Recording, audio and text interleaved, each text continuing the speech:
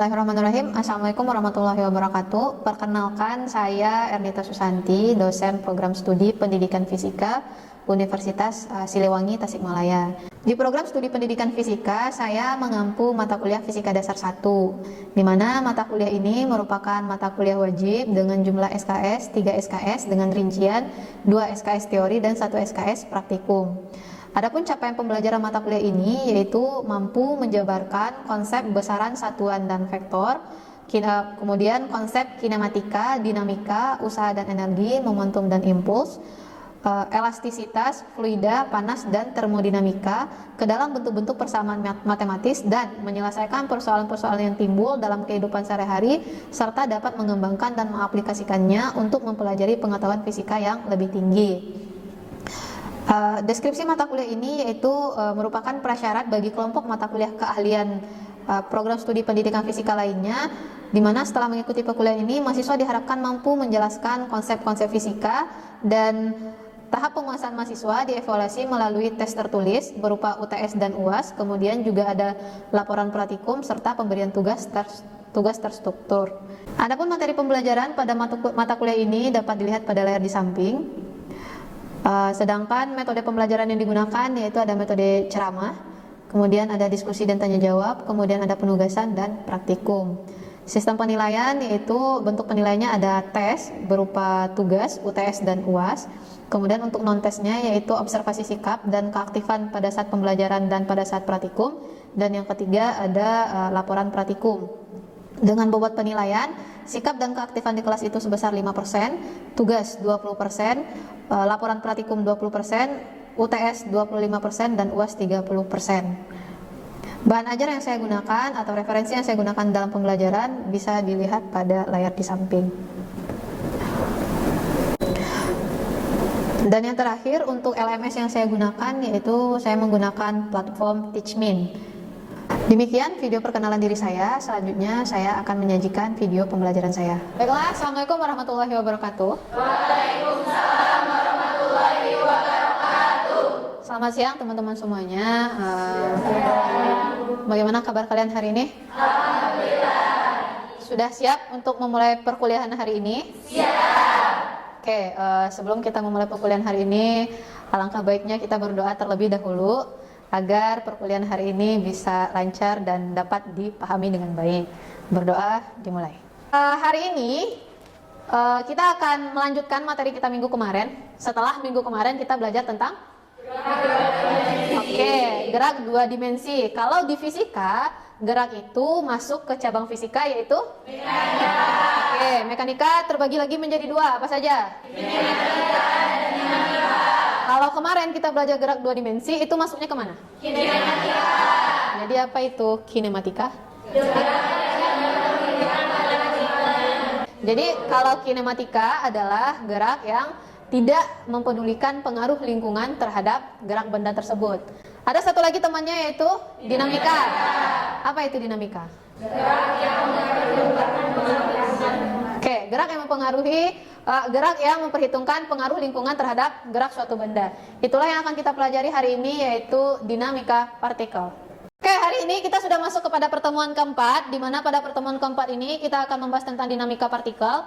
Adapun capaian pembelajaran kita yaitu mahasiswa mampu menjelaskan konsep dan penerapan hukum 1, 2, dan 3 Newton secara komprehensif.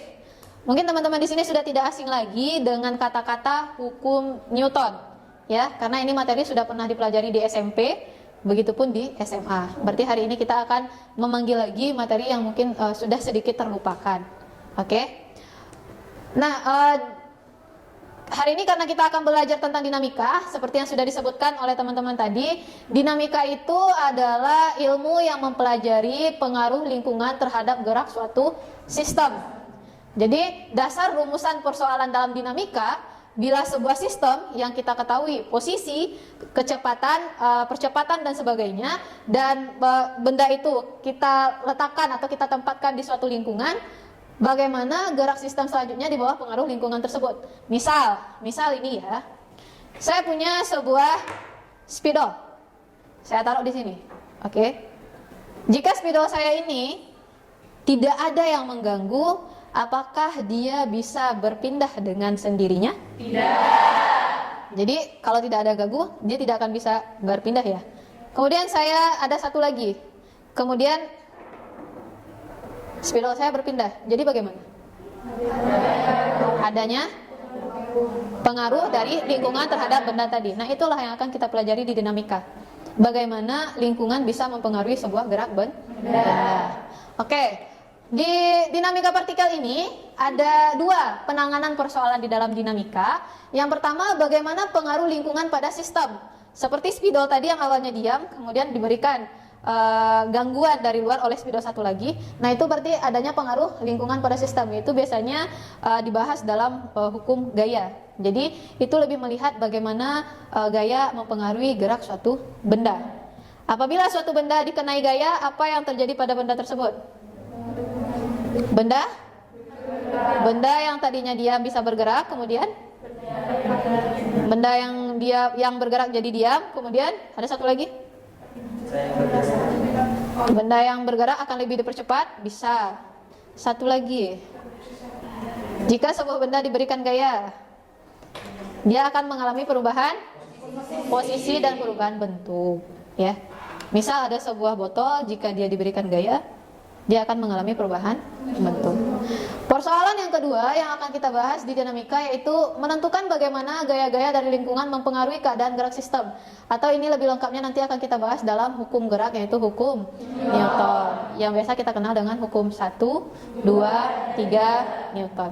Karena tadi persoalan pertama di dinamika adalah tentang hukum gaya, berarti kita harus tahu dulu ya, gaya itu apa? Gaya adalah tarikan atau dorongan. Biasanya dia dibayangkan sebagai tarikan atau dorongan. Gaya itu termasuk besaran vektor. Kemudian gaya ini dia juga ada gaya yang langsung bersentuhan, ada juga gaya yang tak langsung bersentuhan. Apa contoh gaya yang langsung bersentuhan? Gaya gesek, berarti gesekan antara kaki dengan lantai misalnya ya. Apalagi yang gaya langsung bersentuhan? Mendorong. Oke, menarik juga gaya yang langsung bersentuhan. Kalau yang tak bersentuhan, gaya magnet. Dimana kalau dia kutubnya sama gimana? Tolak menolak. Kalau kutubnya berbeda, akan tarik menarik. Itu kan terjadinya tarikan atau dorongan itu, atau tarikan atau tolakan itu kan tanpa mereka bersentuhan, atau tidak ada yang lain yang membuat mereka bersentuh, gitu ya. Selama masih berada di dalam medan magnetnya, maka mereka akan saling tarik menarik dan tolak menolak dengan sendirinya. Itu konsep gaya. Kemudian yang kedua tadi penanganan persoalannya itu yaitu tentang hukum 1, 2, 3 dan Newton. Apa itu hukum 1 Newton?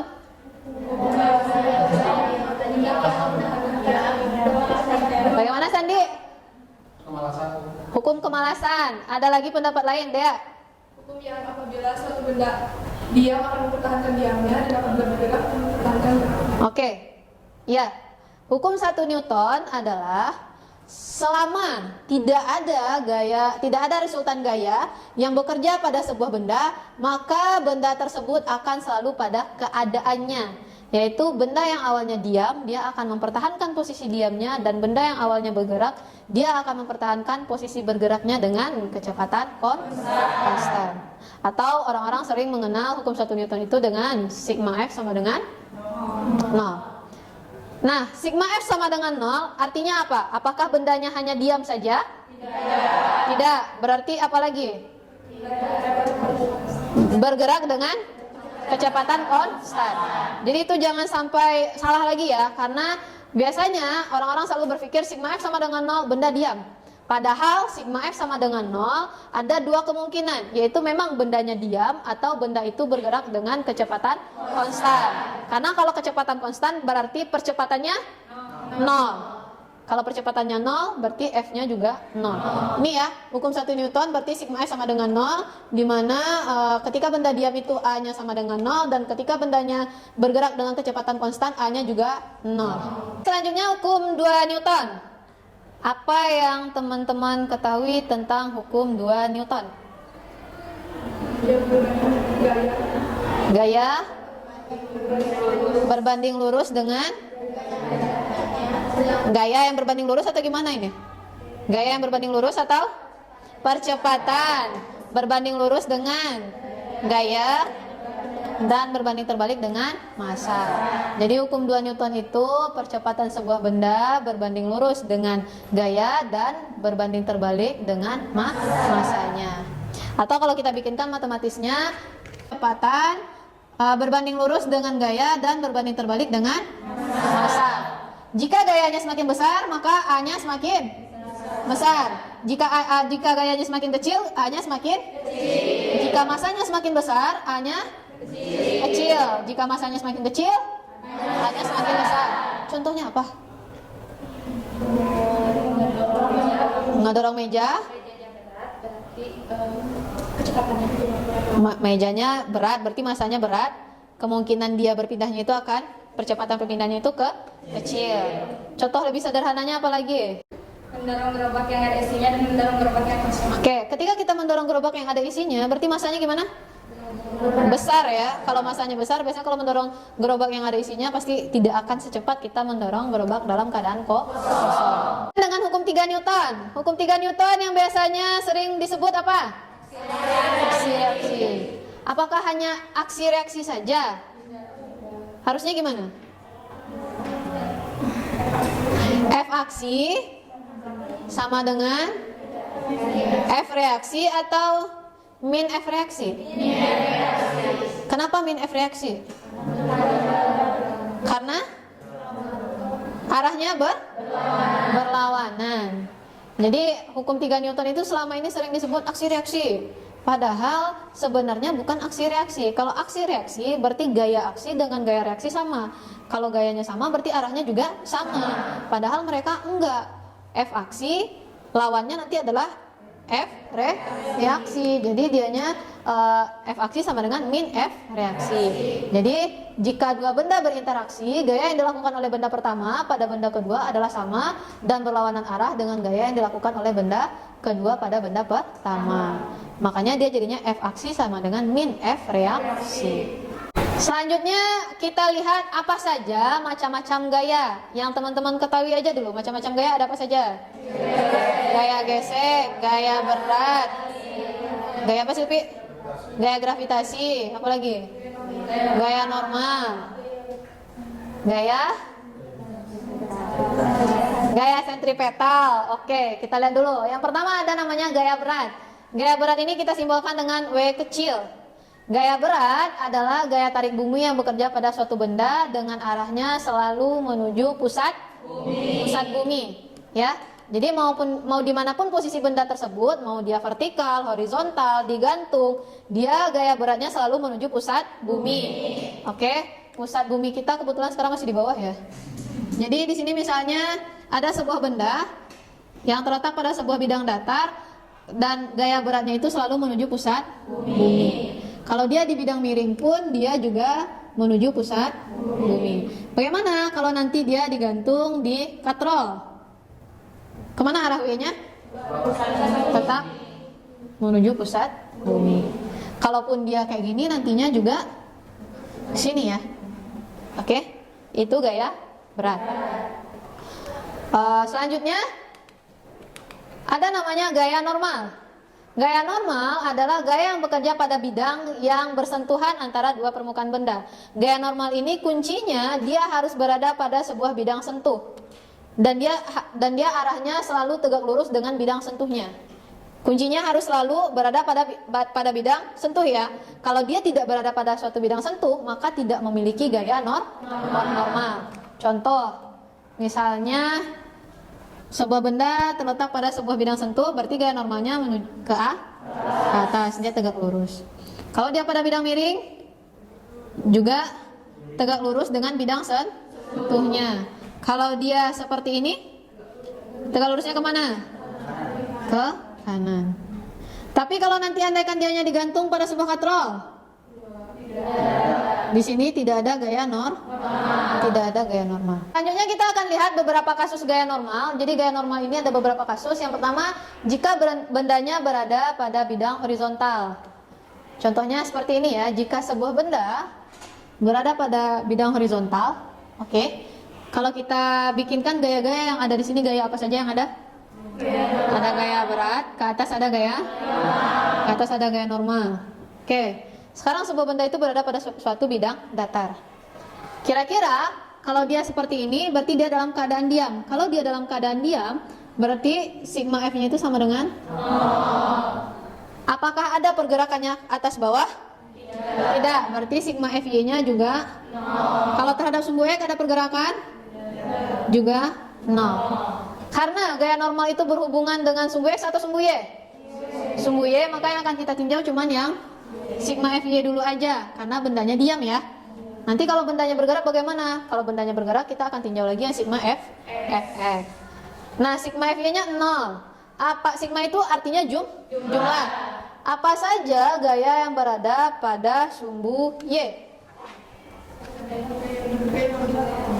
Ada gaya normal dan ada gaya berat.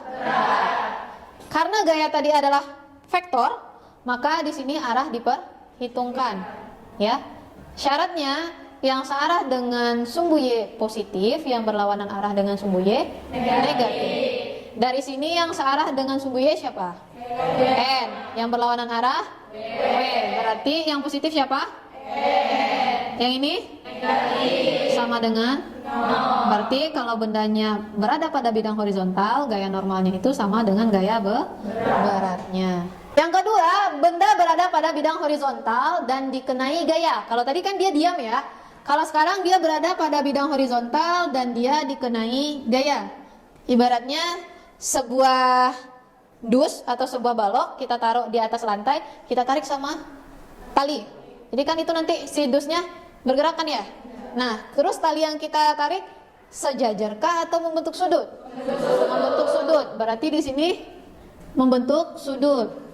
Kalau dia membentuk sudut, seperti waktu kita belajar tentang vektor, maka kita harus proyeksikan dia terhadap sumbu X dan kita proyeksikan dia terhadap sumbu Y. Berarti di sini F, di sini FY. Kemarin Fx cos atau sin? Berarti ini F cos theta, sedangkan FY-nya F sin theta. Tadi kan dia bergerak terhadap sumbu X ya? Terhadap sumbu Y ada pergerakan? Berarti sigma FY-nya 0. Nah, apa saja gaya yang ada pada sumbu Y? Ini kita proyeksikan dulu. W di sini ada apa saja? N. N-nya positif atau negatif? Positif. Kemudian min W.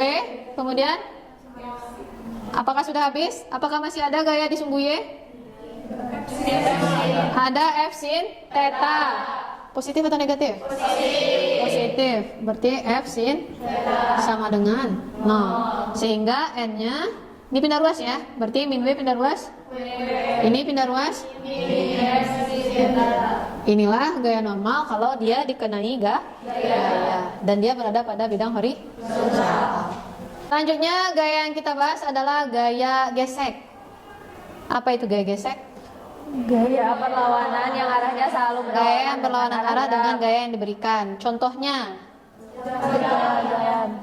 apa? Saat berjalan. Kenapa dengan saat berjalan? Ada gaya gesek. Ada gaya gesek. Siapa yang bergesek? Alas. Bagaimana gesekannya?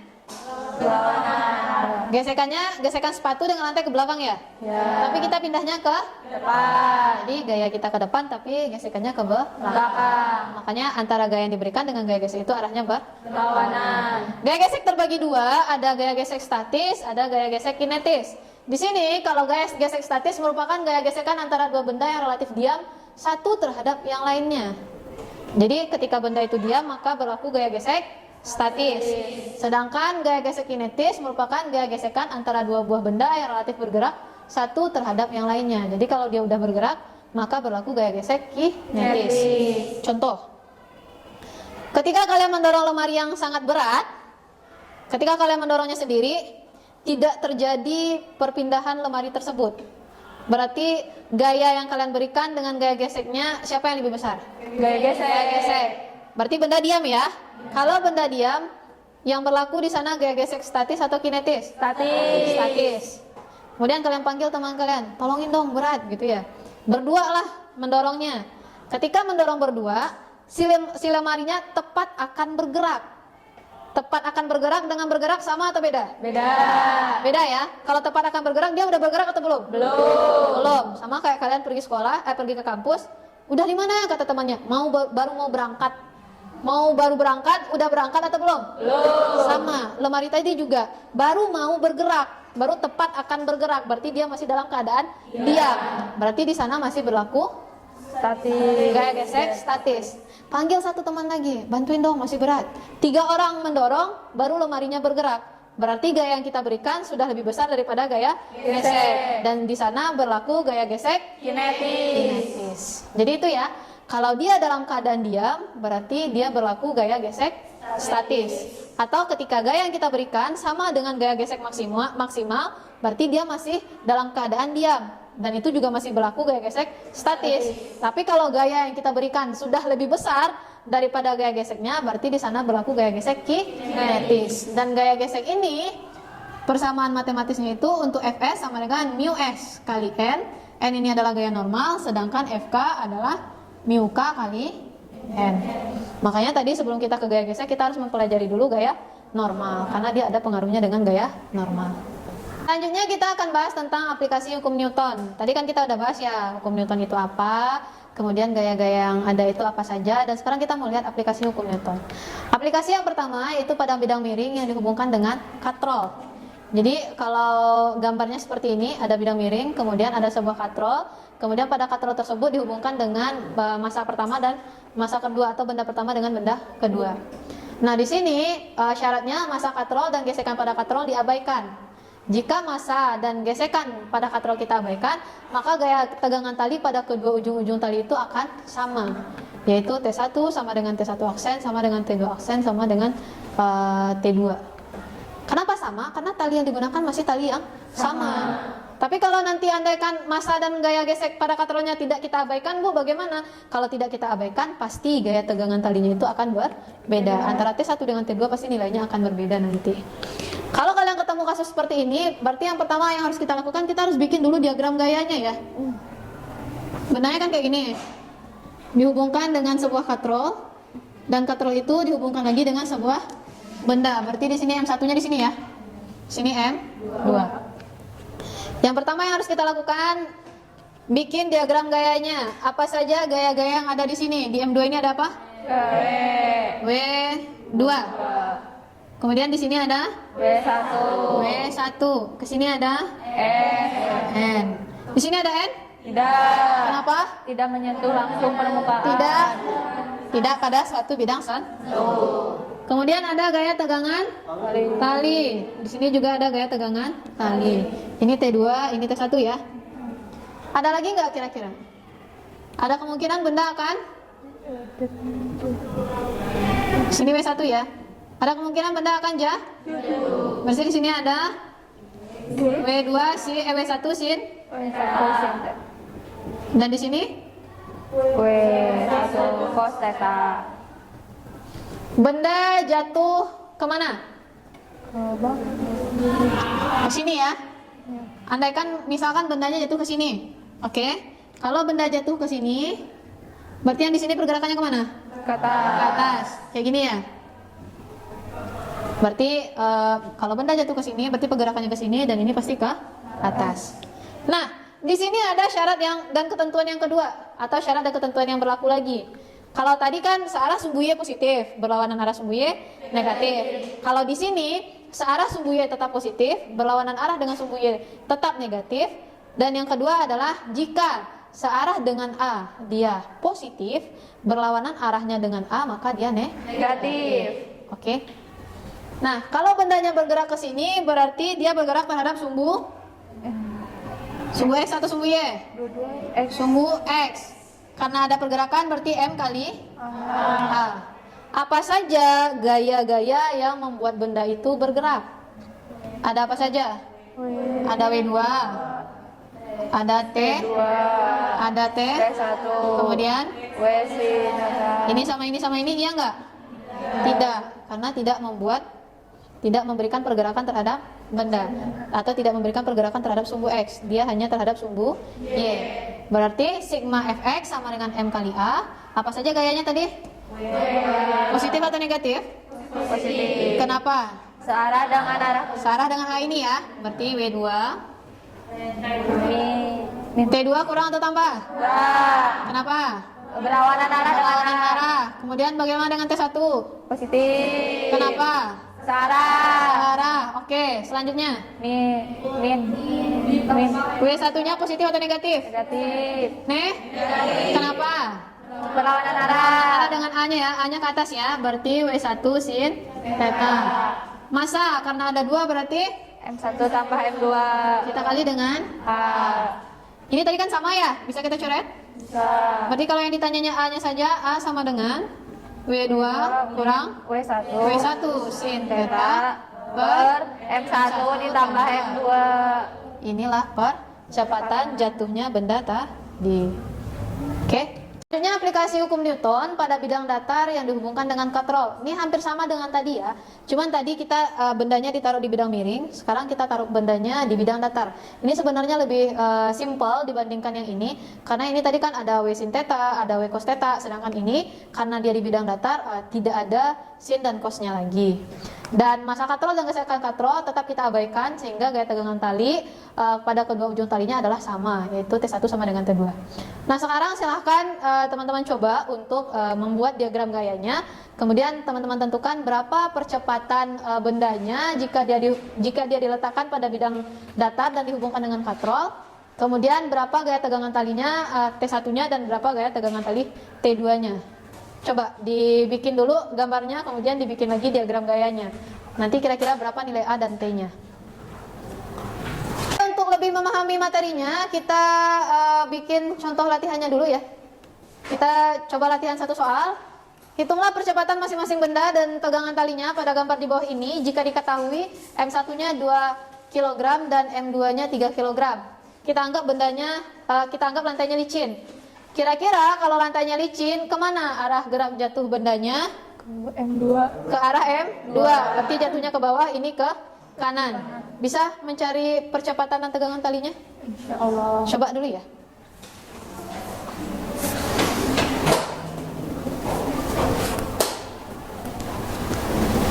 Sudah. Siapa yang mau maju ke depan?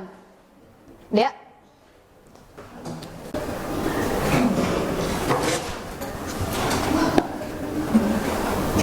Sudah? Oke. Sekarang kita cek bareng-bareng ya. Makasih Dea.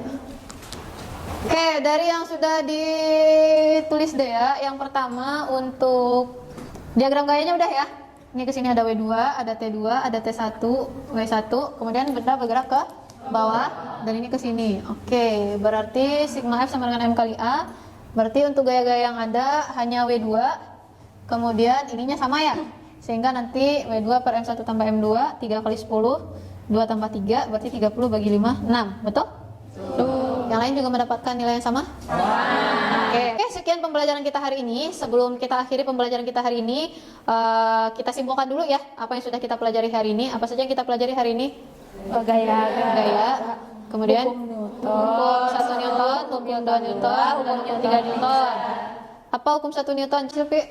Jadi gerak 1 Newton itu, hukum 1 Newton itu hukum yang membahas tentang mempertahankan geraknya. Kalau diam dia tetap diam, kalau bergeraknya dengan cara konstan. Oke, itulah yang kita pelajari hari ini. Untuk menambah pemahaman teman-teman tentang materi hari ini, silahkan kerjakan tugas ini nanti ya.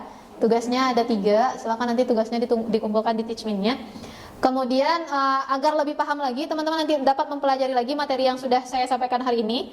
Materinya sudah saya kirim juga di teachment berikut dengan video penjelasan dari PPT-nya. Jadi nanti bisa diulang lagi mempelajarinya. Dan apabila memang tidak bisa mengerti juga setelah mempelajari video, nanti bisa tanya langsung ke saya ya. Oke, ini tugasnya kita kumpulkan minggu depan. Dan ini adalah pertemuan minggu depannya lagi, yaitu pertemuan kelima, yaitu tentang usaha dan energi nantinya. Oke, sekian pembelajaran kita hari ini. Untuk semua kekurangan saya mohon maaf. Untuk semua partisipasinya saya ucapkan terima kasih. Semoga apa yang kita pelajari hari ini dapat bermanfaat bagi kita semuanya dan menjadi amal ibadah juga bagi kita. Saya tutup. Assalamualaikum warahmatullahi wabarakatuh. Waalaikumsalam warahmatullahi wabarakatuh.